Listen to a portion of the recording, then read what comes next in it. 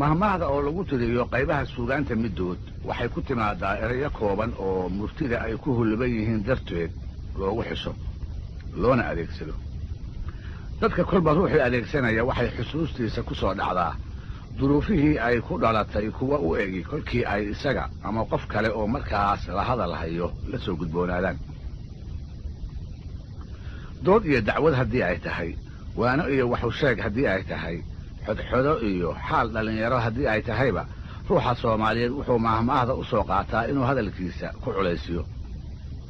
waxaa hubaal ah kalsooni door ah inay Soomaalidu ku qabaan run ahaanshaha mahmaahdooda. taasna waxaa kuu muujinaysa mahmaahda caanka ah ee tiraahda Soomaalidu been waa sheegtaa, beense ma mahmaahdo.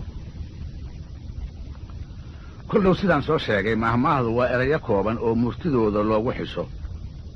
waxay xambaarsan tahay lagana dheehan karaa kasmada iyo waayo aragnimada bulshada ay ka dhex curatay ee ay afkeeda ku sheegan tahay.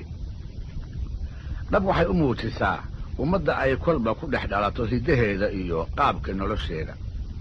hadday sida Soomaalida xoolo raacato u badan tahay, beerrey hadday tahay, hadday bad ku nool iyo jillaabata tahay, hadday reer magaal tahay, hadday reer miyi tahay iyo ilbaxeedu heerka uu gaarsiisan yahay. awrba awrka ka horreeya saanqaadkiisa ayuu leeyahay. kolkaad maqasho waxaa kuu baxaya inay tahay mahmaah degaan reer miyi ku dhalatay, marba hadday awr iyo isku xidhiirinteed ka hadlayso.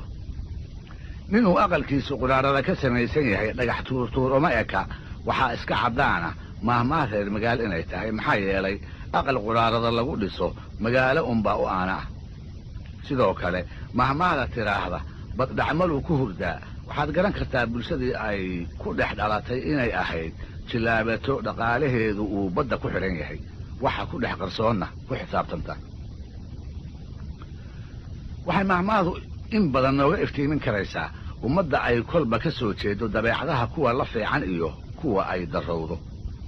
waa tilmaamaha qofkii laga helo ay ku maamuusto, kii laga waayana ay ku ceebayso. markaad maqasho geesi dhalab kuma jiro oo aad haddana maqasho geesi alla ma xidho, ayaad garanaysaa bulshadii hore ee Soomaaliyeed inay geesinimada tilmaan wacan u tiqiinay, geesiguna uu dhexdeeda maamuus dheeraad ah ku lahaa. dhinaca kale mahmaahda ayaa loogu irkan karaa garashada xidhiirka iyo habdhaqanka ummad hebla qaybaheeda kala duwan ka dhexeeya, sida uu raggeedu dumarka u arko, dumarkeeduna uu ragga u arko, culimmadu siday caamada u aragto, caamaduna ay culimmada u aragto,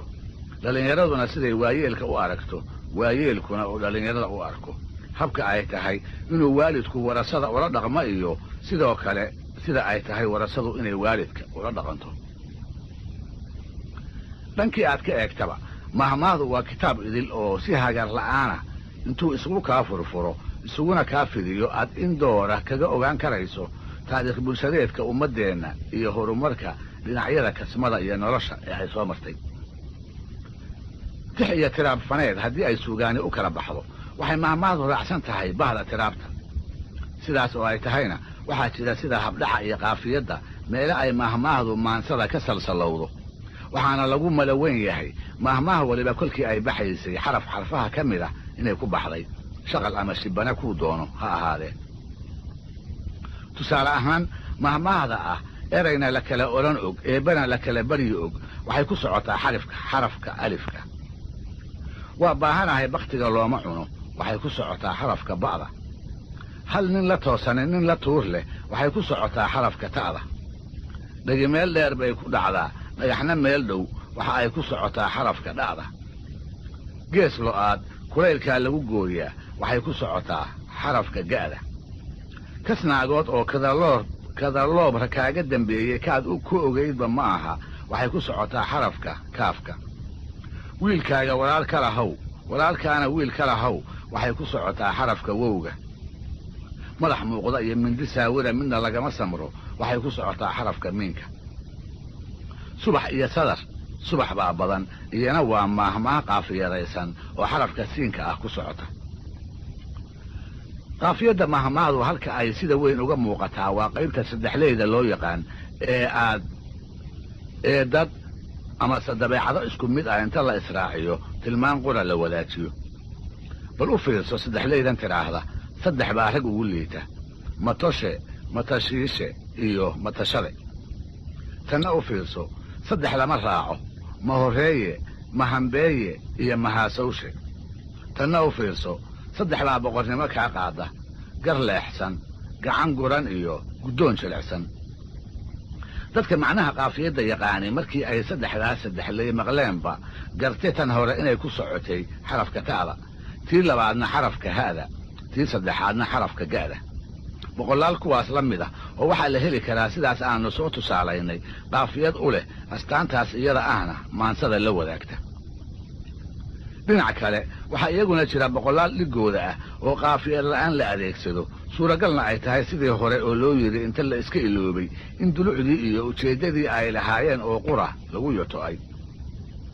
kuwa sidaas ayay runtii mahmaahda soomaalidu u badatay waxaana lagu tusaalayn karaa qaarka ay ka midka yihiin fiqi bahdi kama janno tago harag sagaaro iga kac mooye iiga durug ma leh rag lama maleeyo lama huraan waa cawska jiiraal war la qabaa xiisa ma leh nin qoyani biyo iskama dhowro geelkina isaga oo og usha meesha uu ka goosanaayo ayuu ku weydiiyaa baadiyanimaan lahayn bay ag joogtaa ballan fiid jarmaado arooriyuu leeyahay raad arooriyo dib looma raaco boqolaal kuwaas la mida ayaa maalin walba lagu maahmaahaa iyada oo qaafiyad la'aantooda aan dan iyo daarad laga gelin taasina waxay ku tusinaysaa deelqaafka aysan soomaalidu maansada ugu dulqaadan karin inay mahmaahda ugu dulqaadato waana sababta ay bahda tiraabta ugu tirsan tahay kolka qaybaha suugaanta bahbah la isu raaciyo dhegaystayaal barnaamijkii fanka iyo suugaantu maanta halkaa ha inoo joogo dhegaystayaal tanina waa qayb afaraad oo ka tirsan taxanaha maansada soomaalida sidii aan barnaamijyadii kan ka horreeyey ku tusaaleeyey mahmaahdu markeeda hore waa murti uu qof ku tiraabay oo waayo aragnimada uu nolosha ka helay iyo garaadka dheeraadkaa ee uu eebba siiyey ay ka soo ifbixiyeen xilliga uu isagu nool yahay dadka nool ayaa dabadeed inta jeclaysta ku dhega kuna adeegta iyaga oo sheekadii ay ku timid iyo curiyahaba yaqaan mar walbana magaciisa ku laraya muddo kolkii la joogo ayaa magaca curiyaha la iska iloobaa marar badanna ninkii yidhi sidii uu u yidhi ayaa wax laga beddelaa oo murtidii ay xambaarsanayd uun inta lagu mintido lagu maahmaaha magaca curiyaha in la halmaamo ha u badnaatee waxaa haddana jira maahmaaho aan tiro yarayn oo sheekooyinkii ay ku dhasheen weli ay bulshada soomaalidu si wacan u xusuusan tahay kuwa caynkaasa inta aan lagu mahmaahin ayaa laga horraysiiyaa sheekooyinkii ay ku dhasheen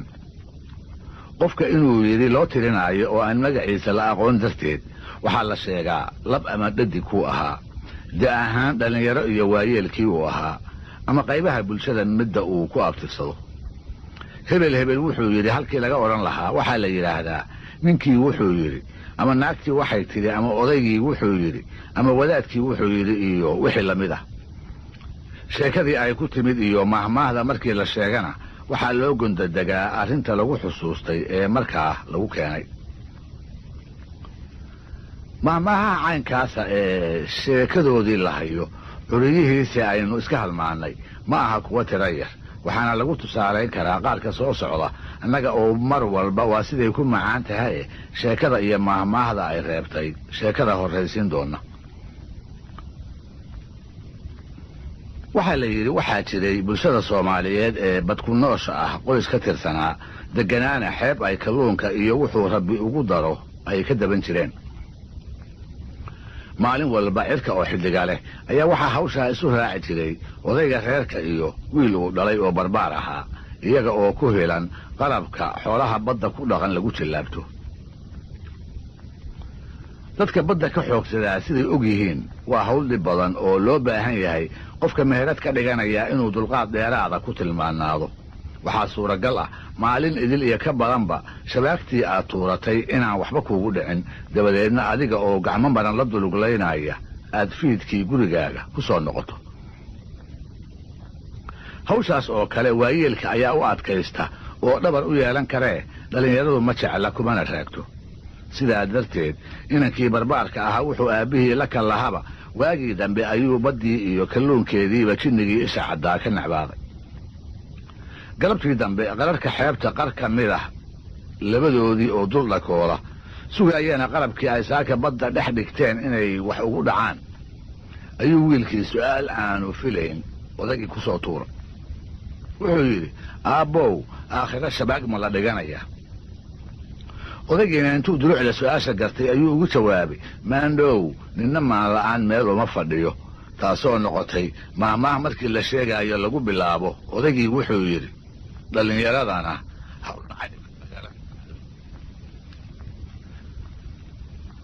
waa tahay waxaa haddana la yidhi nin iyo inan uu dhalay oo reer miyi ah ayaa kal dambeed xilli diraaceed ah reerkoodii u sahmiyey xalay fiid hore hillaac taag darane meel uu ka bilig lahaa ayna ku odoraseen ayay 3 caanamaal kadib goor gabalgaab ah dhex joogsadeen si ay u ogaadaan roobka helay inta uu la eg yahay ayay qodeen mase waa calaacal kuwa waaweyn oo sansaankoodu irka ka muuqdo kob lagu sugi karo inay tahay ayuu odagii istusay beri iyo saa dambe naqa soo bixi doona inay xoolaha irmaani ugu darari doonaan ayay la ahaatay waa la mahadiyey sawkolka inuu reerkii ku soo raraa lama gudboonaan ma labayna waxay tala kaga dhammaatay inuu ha soo raree wiilkana ciddii u diro isaguna berimadii uu ku furi lahaa uu u sii sahamiyo xoolahana uu xidhiyo uga sii maageero wiilkii oo aanbabaxaya ayuu kolkaa la sii ballamay kuna yidhi maandhow tag oo reerka halkan ku soo rar habeen dambe geediga ka hor kolkii aad gaadhana waxa aad qalataan wanka weyn oo ina heblooda inankii oo ballantii aabbihii si wacan u xusuusan ayaa reerihii gaaray wuxuuse ugu tegey isaga iyo odagu sidii ay ku ogaayeen si aan ahayn marka koowaad abaar bay kaga tageene intii ay sahanka ku soo maqnaayeen ayaa roob mahiigaanihii si hagar la'aan ah ugu dulhabsaday ballidii ayaa wada ceegaagta meeshii godan oo dhanna rahbaa ka jiiq leh marka labaad wankii odaygu kala soo ballamay mid aan ahayn si ay isku fil ahaayeen ayaa shalay galabjeeniga midig ka duulay wuu jabay elegta waxaraha meel u dhow ayuu caws loo soo guray ku laba canlaynayaa inuu kamaana waa habeenkii xalay ahaa oo tegey siday xoolayaqaanka qaarkood sheegeen markii ay arkeen ballantii ay isaga iyo aabbihii isku ogaayeen inuu siday ahayd u fuliya mooye wax kale oo idil ayaa inankii laga indhisaabay wankii weynaa ee odaygu soo magacaabay ayuu dhegta dhiigga u daray intaan waagii baryinna awrtii oo rarkii u dhan yahay iyo xoolihii ayuu dhabbaha ku riday isaga oo u wada halkii uu aabbihii ku ogaa ee roobka yari ku da'ay reerkii oo geeddi ahi kolkii uu u tegey wixii dhacayna looga sheekeeyey ayaa meel ay jirtayba caloolxumo oo idili odaygii isugu timi wuxuu isu qaatay nin gablamay inaanu waxba dhaamin ma wuxuu dad moodi karaa barbaarka garan waayey roobka mahiigaanka ahi halkii uu ku helay inuu reerka ku nageeyo wanka jaban ee aan kabayaha looga rajo qabin ninka inta arki waayey kii badda qabay gowracay sidee buu u sinsan karaa oo dad uga dhigan karaa nacasnimadaas markii uu ku canaantayna waxaa barbaarkii laga waayey waxa uu isku daafaco oo aan ahayn waxaan fuliyey wixii aan aabbow ku ballannay kolkaas buu odaygiina hadalkii ku soo gebagabeeyey su'aal aan habaarna ka taganayn oo ahayd taladii ba'dayow sawtara kuuma dhalato oo noqotay maahmaaha dadka ku soo dhacda mar walba oo ay arkaan duruufaha kolba soo cusbaadaa ruux aanay ka fakirsiin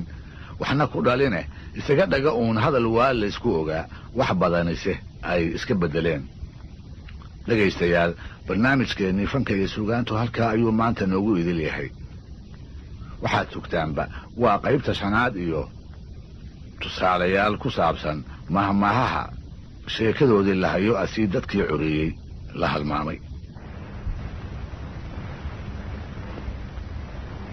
dhegaystayaal tanina waa qayb shanaad oo ka mid ah taxanihii mahmaahda soomaalida malahayga dhaqankii hore ee soomaalida ceebta ugu ba'an ee qoyska la soo gudboonaataa waxay ahaan jirtay inantooda oo qaada ilmo aan aabba loo ogayn iyadana waxay u ahayd guur la'aan joogto ah reerka ay ka dhalatayna magaxxumo iyo xan aan kala go' lahayn gabdhaha kale ee tan ganacatay ee walaalaha yihiin ayaa mararka qaarkood iyada eersan jiray ومقع حمد إلى أوديد كوكومي سوبي تلين كونا قولوا هاي تلين إنك استوعي إيادو عيب العضاهي حدنا وإيه بشي قرعتي ولا شيء انت الله يسحوليه أي بربارتو كان هاجين تلين كيوهن قلتاغانا لقالت الانتلين ويلاشا قدو ذا كيلو اوغادو إني ولا شيء وعد شيء من إيه ما يسان أيوه لأن يرى دحري لك أهان تلين ولا كفتن كودا كما ديران تلين gabdhahatii uu xidxodo ugu tagaana waxay u badnayd inay quursato iyadoona qof haraasaysan ayay ahaan jirtay dadka intii ay wax isu galeenna dirtaleefan jirtay gabadh gabdhihii hore ee soomaalida ka mid ah markii ay arrintaas oo kale la soo doonaato uma garaabi jirin nolosha ayay bulshadu u dacarayn jirtay oo sidii qof aan canceeno damba lahayn ayaa loola dhaqmi jiray sidaa darteed waxay isku dayi jirtay intay qarin karto inay qariso inay cararto oo dhul aan laga aqoon ay ku dhex ambato waxay sidoo inay uurka ku jirso intay gadxaraar ka dhaliso ama dugaag gubaha eege oo idil intay ka raad gadato inay keynta ay sibido dabadeedna aad libaax oo deehaansan qowlaladiisa ay ku dambayso iyada iyo daciska nool ee ilmagaleenkeeda dhowaanta ku beermay waxay ahayd bulsho aan gogoldhaafka sinada iyo ganacashadaba dulqaad u lahayn oo qofkii lagu maleeyo aad ugu naxariis daraata xilladii lasoo dhaafay qaarkood deegaanada soomaalida meelo ka mid ah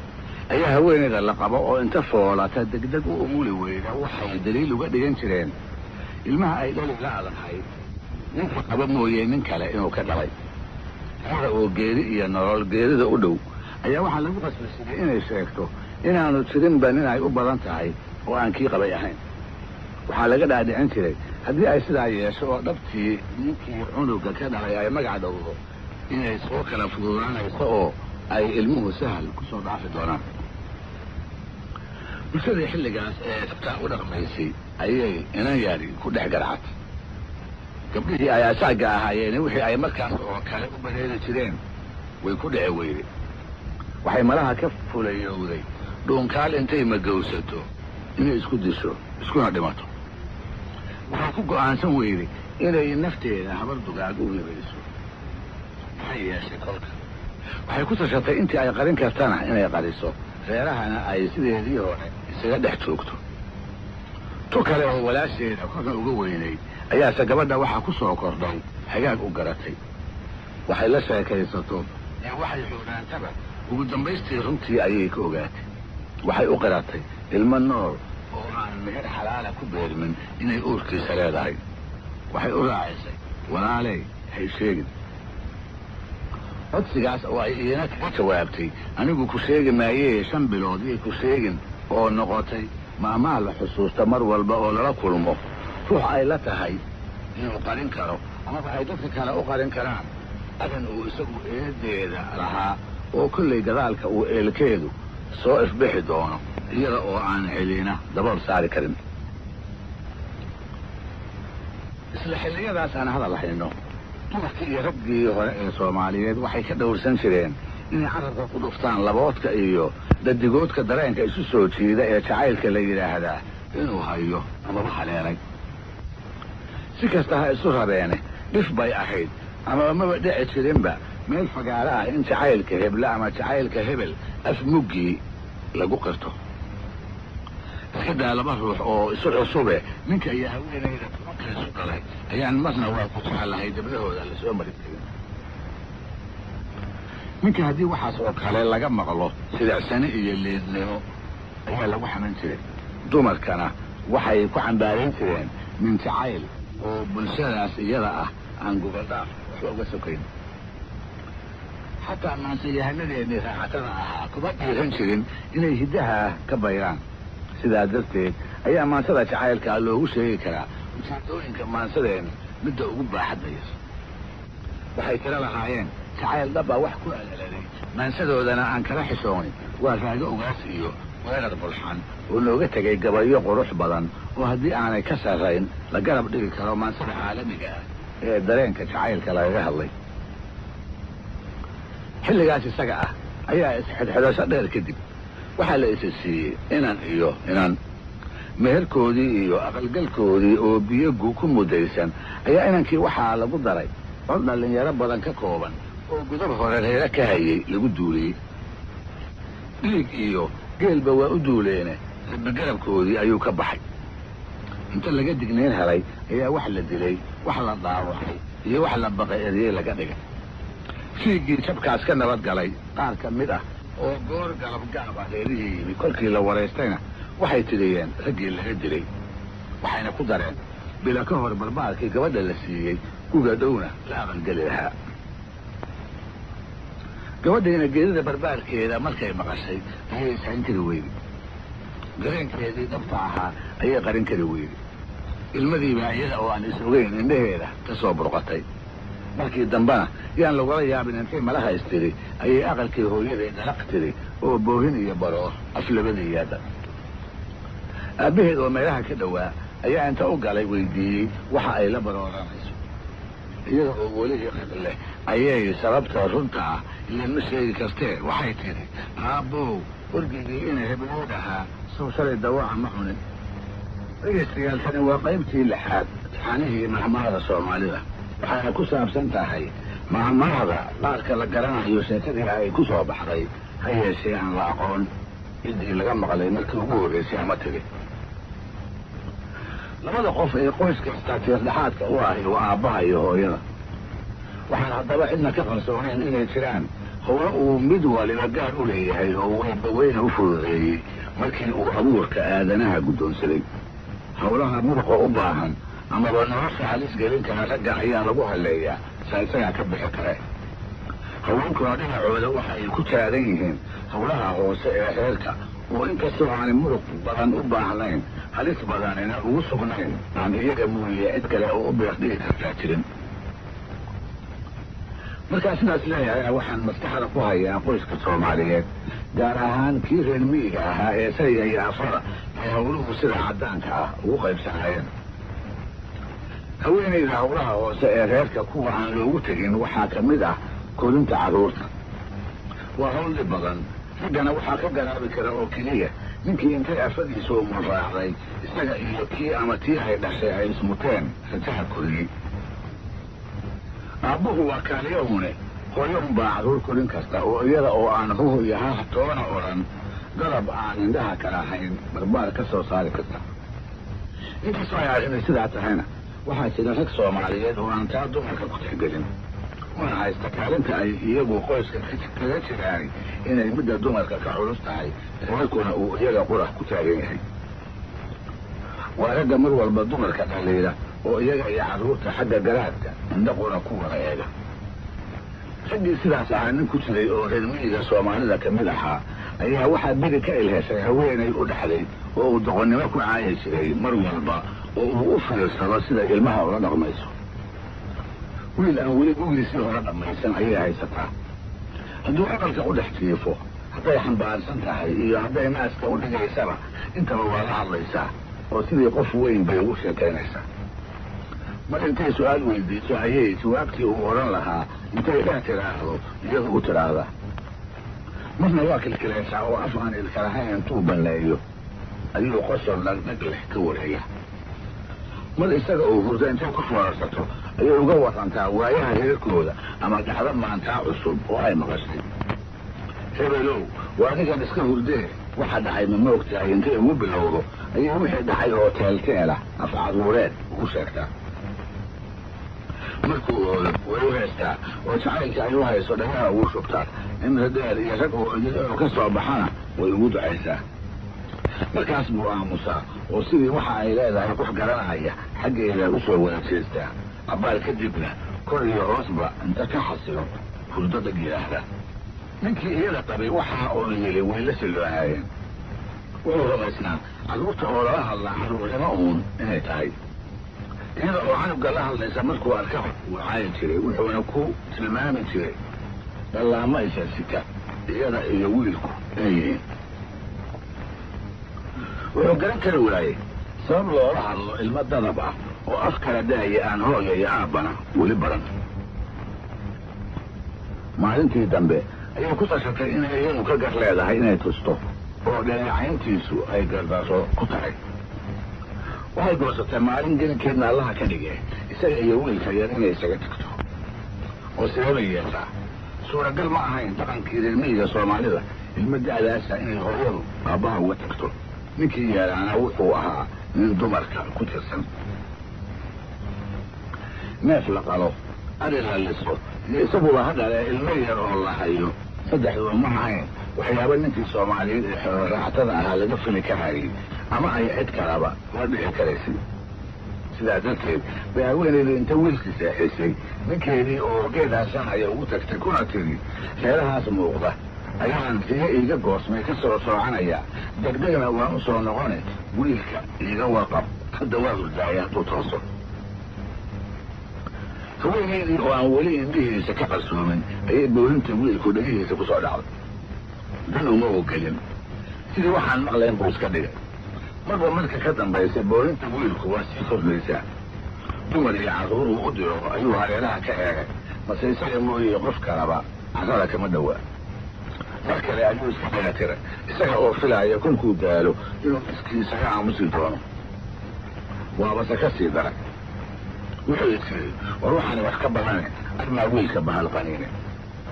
kolkaas unbuu xagga aqalka uu ka ooyaayey u dhaqaaqay oo inta u galay halkii uu jiifay kor uga soo qaaday jilbahana si qaabdarra ah ugu dulqotumiyey waabase ka sii daray oo imaanshihii aabe booyin buu ku sii qaaday mar wuu la sala joogsadaa mar wuu la fadhiistaa marna wuu la socsocdaa markuu si walba ku aamusan waayey ayuu isaga oo afadiisii u naqsanaya wuxuu isweydiiyey waa wuxuu sideebay qofkan u hayn jirtay bal waa tii la hadli jirtay aan aniguna la hadlo doqonnimo baa laga war doonaayo kolkaas waa anugii oo beerbaranay magaciisii ugu yeeray oo hooya waa soo socotaa ku yidhi haddiiba boolintii waa yaraatay markuu arkay inuu hadalku wax tarayo ayuu u dhawaayey oo sidii hooyadii ugu humbaalayn jirtay ugu humbaaleeyey xigtihii ay ku aamusiin jirtay midoodna ugu celceliyey kolkaas buu sibi yiri oo agaag dhabtiisii ugu xasilay casarliiqa kolkay ahayd ayay haweeneydii soo noqotay oo aqalkii tallaabo aan sharcan lahayn ku soo hortoogsatay waxay maqashay ninkii ku caayi jiray oo wiilkii gabanka ahaa u sheekaynaya mar walbana sheekada dhex gelinaya weedha ah nin hayaaba hadal oo inay iyadu ka gar lahayd markhaati u ahayd noqotayna mahmaah korinta dhallaanka casar lagama maarmaana ka bixinaysa casar ayna baraya ilmaha yaryari inuu sida dadka waaweyn sheeko iyo la hadalba u baahan yahay dhegaystayaal barnaamijkii fanka iyo suugaantu maanta halkaa aynoo joogo wuu mahadsan yahay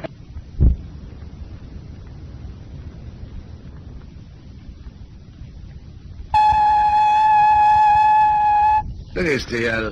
waa qaybtii 7 taxanihii mahmaahda soomaalida welina waxaanu wadnaa tusaalayaashii ku saabsanaa mahmaahda sheekooyinkii ay ku soo baxeen lahayo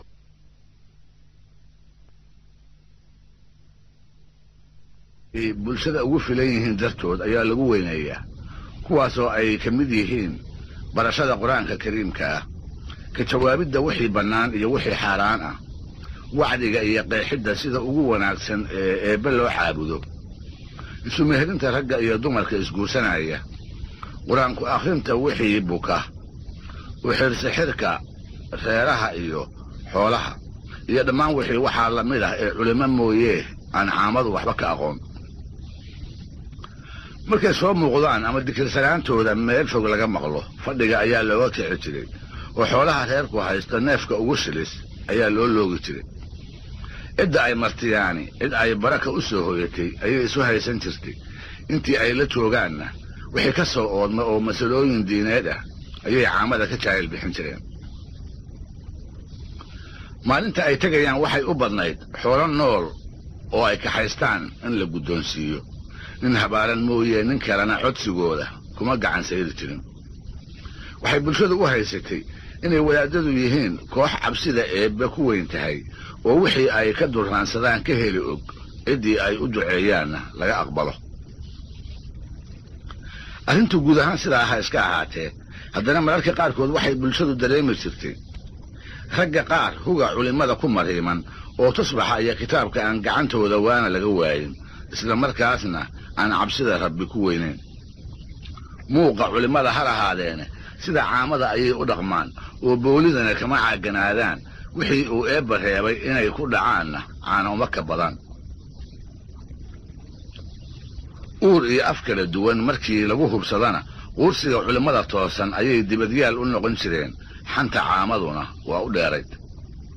sayid maxamed cabdilla xasan oo jihaadka ka sokow qudhiisu ka mid ahaa culimmadii waaweyneed ee qarnigii 19aad iyo horaanka kii 20aad dalweynaha soomaalida ka soo caan baxday, ahaana nin deeqsi ah oo si gaar ah wadaadada ugu roon, ayaa gabayadiisa midkood wuxuu inoogu sheegay sida uu ula kala dhaqmaayo wadaadka dhabta ah ee waddada toosan ee eebbe ku socda iyo wadaad iska yeelka shisheeyuhu ku adeegto ee dharka mooyee aan culimmada meel kale ka saaweyn. wadaad ina walaban la odhan jiray isagoo maskaxda ku haya ayuu sayidku yidhi, wadaadkii kitaaba leh inaan wanu qalaa weeye walanqihiyo dhaydaba inuu walamsadaa weeye weylaalis meel wacan, inaan ugu waraa weeye ina walaban oo kale, inaan wagar iraa weeye wax isii hadduu yidhi, inaan waran daraa weeye wacilkaas cadaabeed inuu weera yahay weeye. wadaadada danaysiga siloon lagu bartaay badanaa bulshada kuma dhex qarsoomaan. markii magacooda la soo qaado iyo markii la arkaba farta ayaa lagu godaa. caamaduna sheekooyin dhacay iyo kuwa aan dhicinba way ka warisaa, maahmaahana way ka reebtaa. malahayga la wada maqal gabadhii gashaantida ahayd ee iyada oo wadaadadu ragga kala sarreeyaan uu goor habeen ah wadaad iska yeelku ku soo guureeyey, dabadeedna ula yimid dhaqan aan caamadana ku bannaan jirin, culimana ay ka caaganayd. habeenkii oo idil yaab iyo filanwaa waxay la leedi weydaba waaguu kalkuu u bariyey waa gashaantidii dumarka iyo hablihii ay isku ayniga ahaayeen kula kallahday weedhii halhayska noqotay ee ahayd ileen wadaad waa nin, taasoo ay ula jeeday hadday hortii wax kale u haysatay wadaad raggii kale ee ay tiqiin la masa ah lana dhaqan ah inay xalay la kulantay. wadaadada kuwa barbariiqda ee dantooda iyo xaqa dhinaca dantooda u xagliya waxay soomaalidu ku tusaalaysaa sheekooyin badan oo maahmaaha ka hareen labada soo socdaana ay ka mid yihiin. sheekada hore waxay ku saabsan tahay wadaadkii ninka buka oo muddada dheer dhulyaalka ahaa reeraha inta ku maqlay ku carraabay. intii aanu aqalladii iyo halkii uu ninku ku xanuunsanaa soo gaarin ayuu soo dhex maray arigii reeraha oo meel aan xidhyihiisii ka fogayn mayracanaya.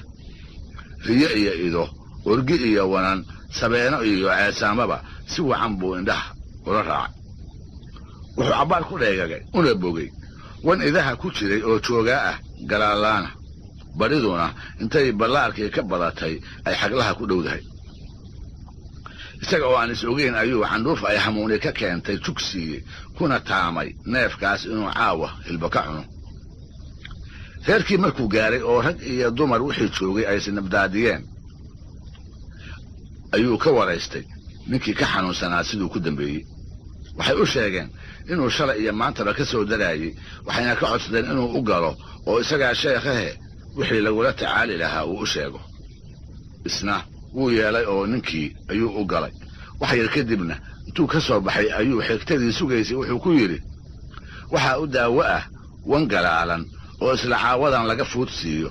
iyo quraan intaas iyo intaas ah oo berri lagu bilaabo saa dambana lagu dhammeeyo. wadaadkii inta meel la fadhiisiyey oo caana loo keenay ayaa raggii nin ka mid ah arigii loo diray si wankii galaalaa ee wadaadku sheegay uu uga keeno. show wananka galaalan ee ariga ku jiraa miduun ma ahee waa badan yihiin. show kuwa waaweyn iyo kuwa aan baraar waxba dhaaminba waa leeyihiin. wan yar oo galaalan oo aan ahayn kii wadaadku madaxa ku hayey ayuu ninkii la dirayna la soo ordo. waana gar oo inuu wan yahay iyo inuu galaalan yahay mooye da'diisa iyo shishlaantiisa midna isba carrabka kuma dhufan. wadaadkii oo halkii gugasha loo dhigay weli fadhiya ayaa wankii la horgeeyey si kii loo baahnaa inuu yahay looga hubiyo. isna wuu gartay garabta midkii uu ariga ku soo dhex arkay inuusan ahayn. talaa ku caddaatay tilmaamihii uu reerka u sheegay waa leeyahay oo wanku waa wankii, wankuse wankii ma aha. waxaa la yidhi wax kale oo uu yidhaahdo inta laga madoobeeyey ayaa waxaa afkiisa ka soo booday subxaana allah, bal intuu la eg yahoo galaalan yahay, oo noqotay mahmaah la xusuusto markii la arko wax la filaayey oo inta baaqsaday wax aan la filayni ka soo soka mareen.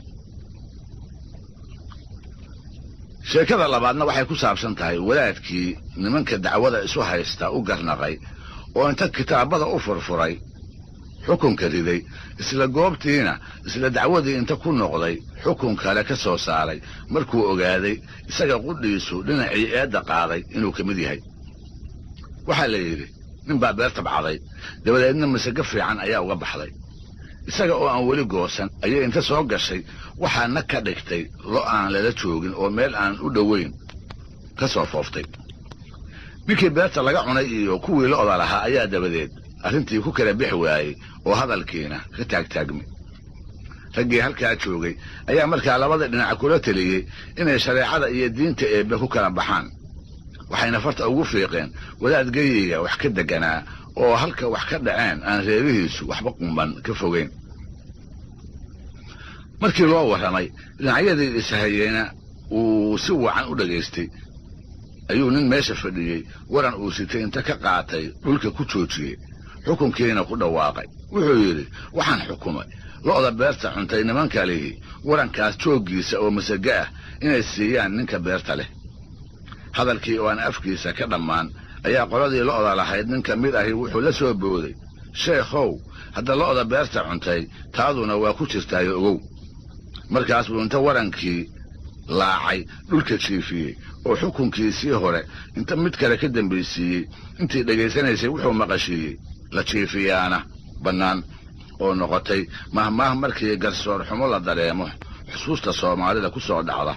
lagana hormariyo wadaadkii wuxuu yidhi. dhegaystayaal, barnaamijkii fanka iyo suugaantu maantana halkaa